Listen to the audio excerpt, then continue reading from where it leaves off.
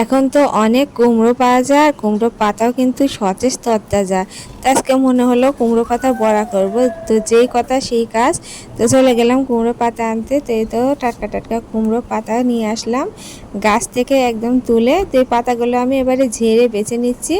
আর অনেক সময় পোকা থাকে, পোকাগুলোর জন্য ঝেড়ে নিতে হবে। আর এই যে এইভাবে আমি সব কিছু পরিষ্কার করে নিচ্ছি, আর বোটের কাছে একটু একটু করে পাতা ছিঁড়ে পাতাগুলো রেডি করে নিচ্ছি। তো পাতাগুলো আমি ধুয়ে এই তো নিয়ে আসবো। সবগুলো নিয়ে নিয়েছি, আমি যে কয়টা নেব সে কয়টায়। তো এবারে আমি এই তো বেসনটা রেডি করছি, মানে 3 চামচের মতন বেসন দিলাম, 2 চামচের মতো হচ্ছে চালের গুঁড়া, হলুদ দিলাম, তারপরে মরিচের গুঁড়া, লাল মরিচের গুঁড়া, লবণ, তারপরে সর্ষে বাটা, পেঁয়াজ বাটা, রসুন বাটা, পরিমাণ মতো লবণ।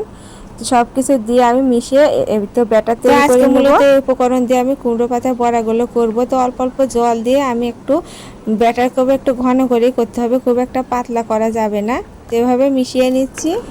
তো এভাবে নেড়ে নেড়ে আমি ব্যাটারটা রেডি করে নিচ্ছি, কিন্তু একটু ফেনিয়ে নিতে হবে। এভাবে করে আমি যেভাবে করছি এভাবে একটু আমি এই চামচ দিয়ে একটু ফেনাই নিচ্ছি। তো আমার ব্যাটারটা রেডি হয়ে গেছে। এবারে এতে ধুয়ে নেওয়া কুমড়ো পাতাগুলো আমি থালের উপর করে এইভাবে করে করে আমি সব পাতাগুলো রেডি করে নিচ্ছি। বেসন আর যে মিশ্রণটা তৈরি করেছিলাম সেগুলো এভাবে আমি লাগিয়ে দেবো। সমস্ত পাতার গায়ে আমি ব্যাটারটা এভাবে দিয়ে নেব। তো খুব সহজ একটা রেসিপি, খুব সহজে বাড়িতে তৈরি করে নিতে পারবেন। আর আমার আজকের রেসিপিটি ভালো লাগলে কমেন্টে জানাবেন, আর আমার ইউটিউব চ্যানেলটিকে সাবস্ক্রাইব করে রাখবেন। আর যারা ফেসবুক থেকে দেখছেন লাইক এবং ফলো করে দিয়ে শেয়ার করে দেওয়ার অনুরোধ জানাচ্ছি। তো আমি সব কুমড়ো পাতাগুলোকে এভাবে আমি ব্যাটারটা লাগিয়ে নিচ্ছি। তো খুব সহজেই বাড়িতে তৈরি করে নিতে পারবেন, আর খেতে কিন্তু খুবই ভালো লাগে গরম ভাতের সাথে কিংবা ডালের সাথে। এই রকম কুমড়ো পাতার রেসিপি একবার হলো বাড়িতে ট্রাই করবেন। আর এমনিতেও কিন্তু খেতে খুবই ভালো লাগে। তো শুধু মুখে যদি খেতে চান তাহলে চায়ের সাথেও খেতে পারেন, আর খেতে খুবই ভালো লাগে। তো ঝটপট বাড়িতে তৈরি করে নিতে পারবেন। আমাদের বাড়িতে কিন্তু এভাবে কুমড়ো পাতার বড়া সবাই পছন্দ করেছে, আর শুধু মুখে কিন্তু 2-1টা করে সবাই খেয়েছে, আর খেতে কিন্তু খুব ভালো হয়েছিল, কিন্তু একটু মচমচে করে ভেজে নিতে হবে। তো এবারে আমি কড়াইতে পরিমাণ মতো তেল দিয়ে এই যে কুমড়ো পাতাগুলোকে দিয়ে এভাবে ভেজে নিয়েছি। তো প্রথমটা আমি যেভাবে দিলাম, তো ক্যামেরাটা অন ছিল না, যাই হোক এভাবে ভেজে আমি তুলে নিলাম। তো একটু লাল লাল করে সময় নিয়ে মচমচে করে ভেজে নিতে হবে। এবারে পরের চারে কুমড়ো পাতাগুলোকে দিয়ে দিচ্ছি। কুমড়ো পাতাগুলোকে এভাবে দিতে হবে, 2টা কি 3টায় আমি দিচ্ছি, বেশি তেল হলে আরও বেশি দেওয়া যেত। যাই হোক আমি অল্প তেলে কুমড়ো পাতার বড়াগুলো ভেজে নিচ্ছি।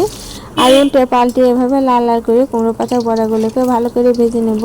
আর এভাবে লাল করে কিন্তু কুমড়ো পাতা বড়াগুলো ভেজে নিতে হবে। তো একটু উল্টে পাল্টে নিয়ে আমি কুমড়ো পাতাগুলোকে ভেজে নিচ্ছি। আর এই যে পরেরটা একটু কড়াইয়ের সাথে লেগে যাচ্ছিল, যা হোক একটু এভাবে ছুলনি দিয়ে খোঁচা দিতে উঠে গেল। আর আমি তেলের পরিমাণটা একটু কমই দিয়েছি, তো বেশি তেল দিলে কি হয় থেকেই যায়, সেই জন্য আমি অল্প করে দিয়ে কুমড়ো পাতা বড়াগুলো ভেজে নিলাম। তো আমার আজকের এই রেসিপিটা কেমন লাগছে অবশ্যই কমেন্টে জানাবেন। তো আমি একে একে সবগুলো তুলে নিচ্ছি। আর অনেকগুলো হয়েছিল আজকে কুমড়ো পাতার বড়া। তো যে পরিমাণে করবেন সে পরিমাণে করে নেবেন, খেতে কিন্তু খুবই ভালো লাগে। আর বিকালে চায়ের সাথেও কিন্তু খেতে পারেন এই কুমড়ো পাতার বড়া।